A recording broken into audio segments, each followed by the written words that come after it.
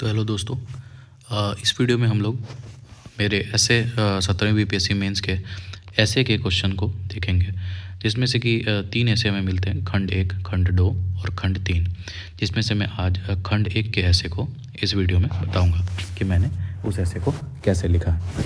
तो आप लोगों को भी थोड़ा हेल्प मिलेगा ऐसे कैसे लिखना है और आपको एक आइडिया मिलेगा।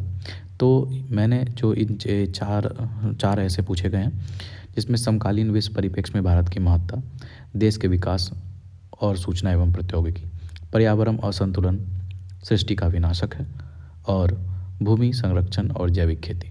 इन चारों में मुझे पर्यावरण असंतुलन सृष्टि का विनाशक है, ये ज़्यादा कंफर्टेबल मैं इसमें फील किया, तो मैंने यही वाला क्वेश्चन को अटेम्प्ट किया है। तो आइए हम लोग देखते हैं कि मैंने कैसे इसको डील किया। तो सबसे पहले मैंने एक कोट लिखा है, एक कविता है जो कि मुझे याद थी, तो मैंने इसे लिखा।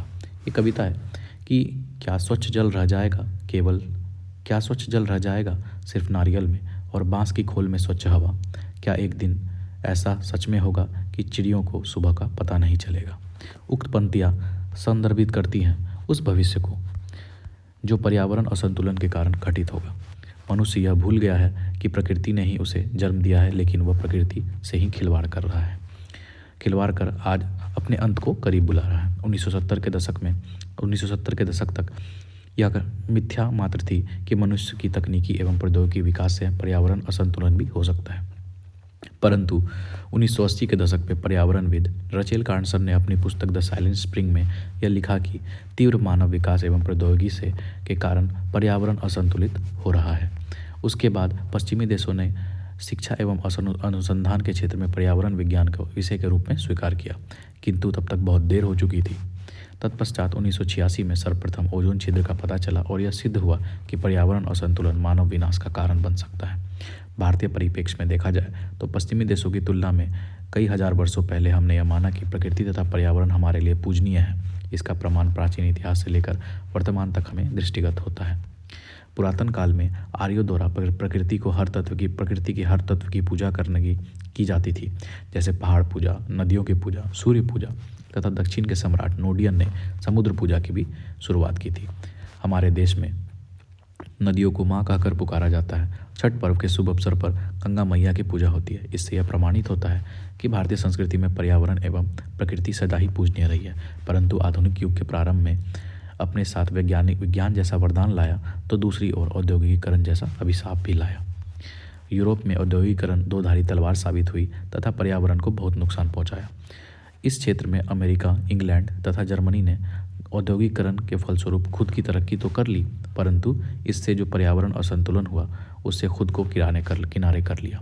महात्मा गांधी ने प्रकृति के बारे में कहा है कि प्रकृति के पास मानव की आवश्यकता को पूर्ण करने हेतु पर्याप्त संसाधन है, परंतु उसके लालच हेतु नहीं। इस औद्योगिकीकरण की छलिया रूपी आधुनिकता का प्रभाव भारत पर भी पड़ा। कई जंगल काट दिए गए, नदियों के किनारे बड़े बड़े कारखानों का निर्माण किया गया तथा भारत की पवित्र नदी गंगा का पानी तक दूषित हो गया। किसी कवि ने इस व्यथा को इन पंक्तियों द्वारा व्यक्त किया है कि गंगा तुम इतनी दुबली क्यों हो, किसने तुम्हारा नीर हरा, स्वार्थी कारखानों की तेजाबी पेशाब झेलते बैगनी हो गई तुम्हारी शुभ्र त्वचा।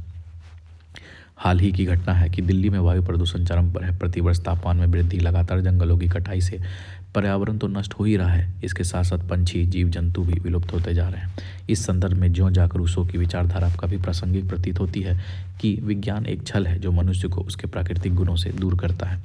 रूसो के अनुसार मनुष्य सभ्यता की आड़ में सारे असभ्य कामों को अंजाम दे रहा है।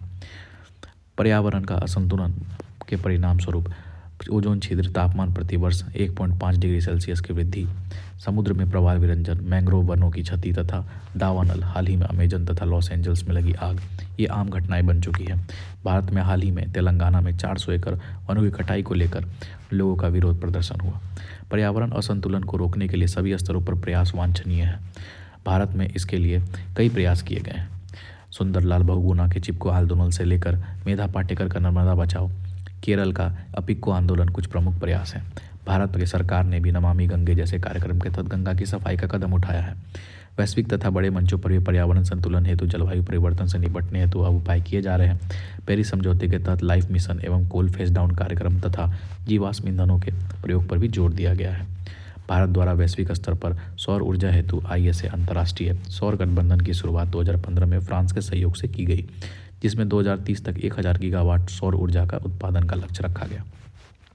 कार्बन उत्सर्जन की कमी हेतु भारत ने 2070 तक नेट जीरो का भी लक्ष्य रखा है। कोल गैसिफिकेशन, इलेक्ट्रॉनिक वाहनों हेतु फेम योजना, EV30 जैसे कार्यक्रम से पर्यावरण संतुलन में मदद मिलेगी। भारत में इथेनॉल से ईंधन उत्पादन हेतु E20 मिशन चलाएगा, जिसमें पेट्रोल में 20% तक इथेनॉल मिलाया जाएगा। परिवहन हेतु CNG गैस का इस्तेमाल तथा हरित हाइड्रोजन मिशन के तहत 2030 तक भारत को हाइड्रोजन निर्यातक बनाने का लक्ष्य रखा गया है। इन सभी अंतर्राष्ट्रीय तथा राष्ट्रीय पहलों से पर्यावरण संतुलन में बनाने में मदद मिलेगी। लेकिन केवल सरकार की पहलों से ही नहीं, बल्कि सभी नागरिकों को ज़मीनी स्तर पर इसके लिए प्रयासरत रहना पड़ेगा।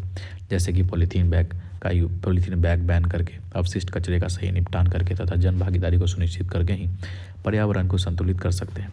धीरे धीरे सतत प्रयास से ही यह संभव हो पाएगा तथा इस हेतु सभी का सहयोगात्मक प्रयास सदा वांछनीय है। तो ये था मेरा पहला जो ऐसे होता है वो। तो उम्मीद करता हूँ ये ऐसे आपको अच्छा लगा। दूसरा ऐसे मैं दूसरे वीडियो में अपलोड करूँगा। धन्यवाद।